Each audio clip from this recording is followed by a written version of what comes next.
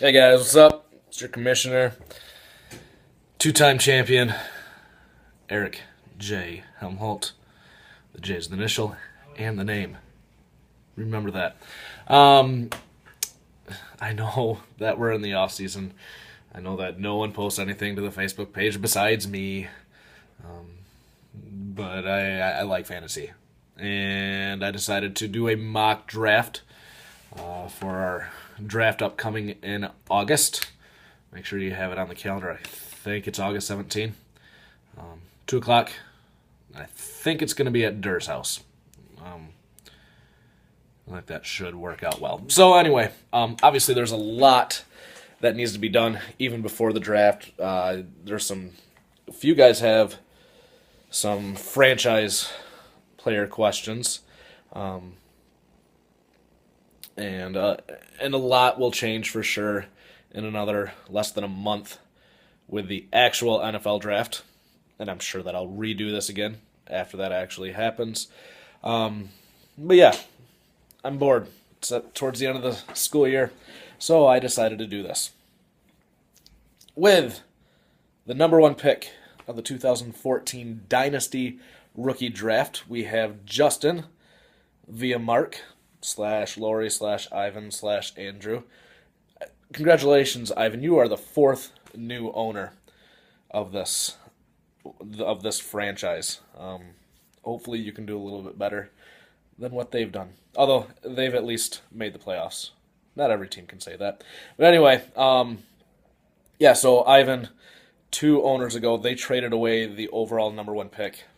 It was a stupid decision at the time, and it's even worse now that it's the number one pick. But anyway, uh, so Justin, he's got a pretty tough decision to make for franchising. And again, he'll know more by August. But Cam Newton coming off surgery, does he franchise Cam? Does he franchise Victor? Does that impact who he drafts?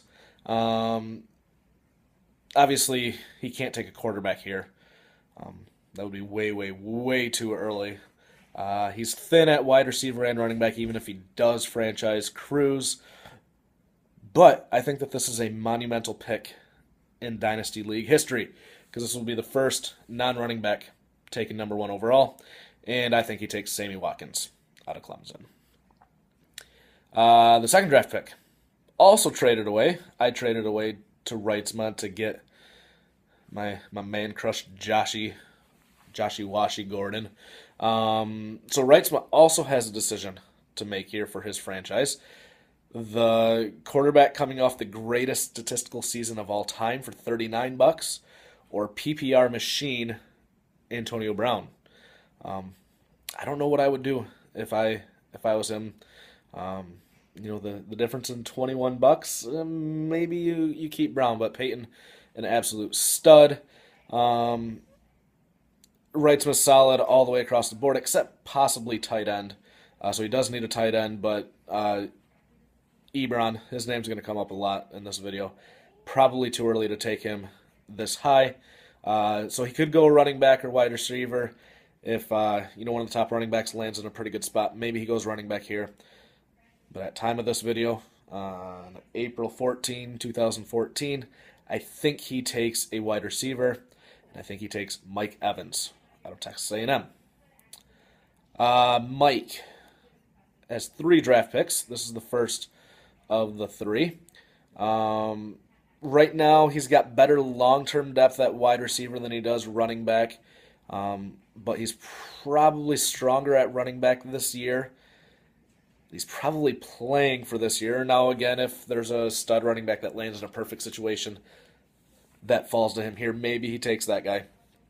But I think he leans wide receiver. I think he looks at his team a little bit more solid at running back for this year.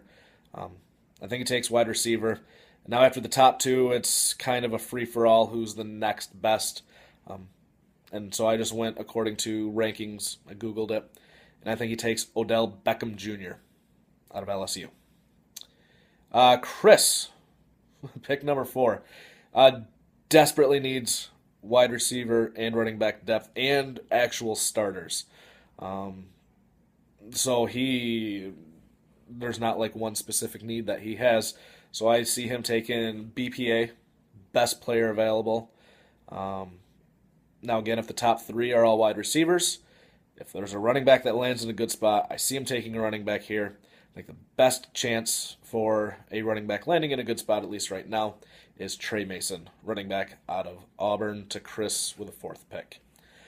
Number 5, Jason Ferguson. He's set at tight end and quarterback. He's got Jimmy Graham and his quarterback, Tom Brady, I think. And he does need more help at wide receiver than running back. He's not spectacularly loaded at running back, and he could go either wide receiver or running back, but because I think he's a little bit better at running back, I think he goes wide receiver, and I think he drafts wide receiver Marquise Lee out of USC. Pick number 6, Mike, second of his 3 picks. If he goes running back at pick 3, I think he goes wide receiver here. According to my mock draft, he went wide receiver at number 3. I don't see him taking a second wide receiver. I see him taking a running back. And now maybe he won't take this guy because of where he came from. But this is the next best running back on the list. I see him taking Carlos Hyde from The Ohio State University. Rob comes in at number 7. He is loaded at running back. Could use some wide receiver depth. This is going to be the first spot where someone might actually take a quarterback. That's only if someone really stands out between now and August.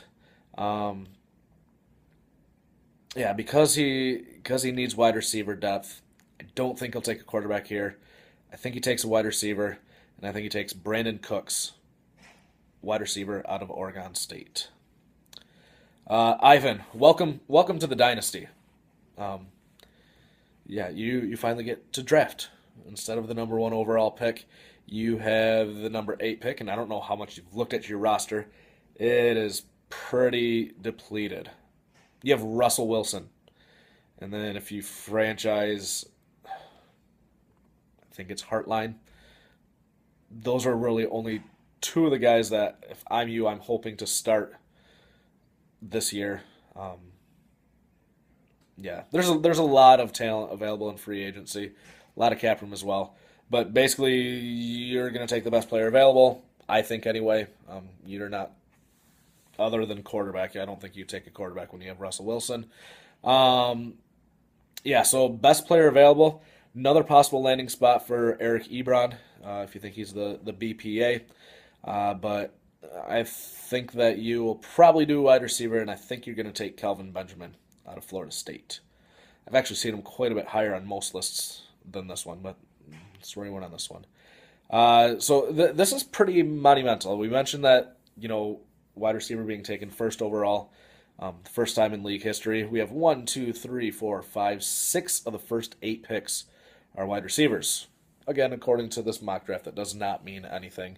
But I think we can look to last year. Last year's rookie class was historically great between, Gio Bernard, Eddie Lacy, Le'Veon Bell, all pretty much consensus top 10 running backs going forward. And then wide receivers, just absolutely studly all the way across the board as well. Tavon Austin, the consensus number 1 last year, did not finish number 1 among rookie wide receivers. But Keenan Allen, DeAndre Hopkins, Cordarrelle Patterson, all rookies last year. A lot of this is going to matter where guys fall. If there's 4 running backs that all fall in great situations, there will be running backs taken here. But I think the success that we saw at the wide receivers last year are going to push some of them up the board. But that is the last wide receiver that I have going in the rookie draft. Number 9, Ferguson via Nick/Bork. At number 5, he took a wide receiver. Yep, he took Marquise Lee. I see him going the opposite. I see him taking a running back here, and I see him taking Terrence West, running back out of Towson. I don't know.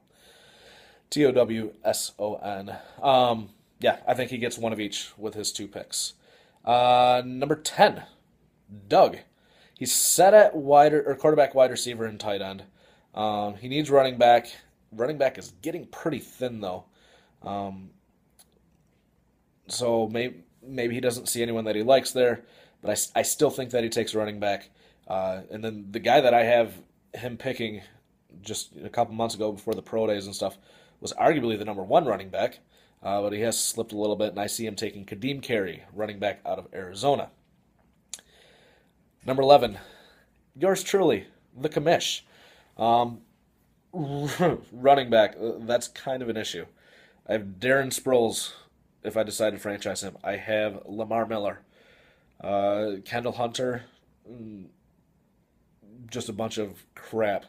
But once we get to this point in the draft, like even the previous two running backs, I'm not terribly excited about unless they land in spectacular situations. I've mentioned this guy's name a couple times. I don't need tight end help because I do have Julius Thomas. So besides quarterback, because I love me some Andrew Luck, tight end is probably the one spot that I don't need any help at. I do have a ton of cap room that I'll be able to fill up the rest of my positions. So I'm treating this more as best player available than filling a specific need. And I am going to take Eric Ebron out of North Carolina, tight end. So I'll be running the dual tight end sets quite a bit this year, if that does come to fruition anyway. And then the 12th pick, Mike via Justin via Andy. This is his third pick out of the draft. He's already taken a quarterback and a running back. His quarterback right now is RG3, which has crept back up most rankings lists now that Deshaun Jackson is there. But RG3 is injury prone, and that's putting it very, very nicely. I can see Mike actually taking a quarterback here. I don't think EJ Manuel is the answer as his backup. Maybe whoever he drafts here just puts him, maybe it's comparable to EJ Manuel. But if no one else takes a quarterback, he's got his pick between, Bridgewater, Bortles, Manziel, Carr, whoever lands in the best spot.